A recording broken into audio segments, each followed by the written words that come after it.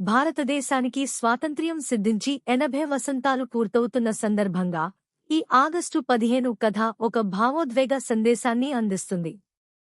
రద్దీగా ఉండే ఒక ఆధునిక నగర వీధిలో ఒక యువకుడు పొరపాటున చేతిలోని జాతీయ జెండాను కింద పడేసి వెళ్లిపోతాడు. అక్కడే కూర్చుని ఉన్న ఒక వృద్ధుడు ఆ జెండాను ఎంతో గౌరవంగా పైకి తీసి తన చేతులతో దుమ్ము దులపడం చూసి ఆ యువకుడు అక్కడే ఆగిపోతాడు. ఆ వృద్ధుడి కళ్లల్లో మెరిసిన కన్నీటి వెనుక 1947 ఆగస్టు 15 నాటి అర్ధరాత్రి స్వతంత్ర భారతావనిని కళ్లారా చూసిన జ్ఞాపకాలు, దేశం కోసం ప్రాణాలర్పించిన తన తోటి వీరుల త్యాగాలు దాగి ఉన్నాయి. ఆ వృద్ధుడు చిరునవ్వుతో జెండాను తిరిగి యువకుడికి అందించినప్పుడు, నేడు మనం అనుభవిస్తున్న స్వేచ్ఛా వాయువులు ఎందరో మహానుభావుల జీవిత త్యాగాల ఫలితమని ఆ యువకుడు గ్రహించి జెండాను గుండెలకు హత్తుకుంటాడు.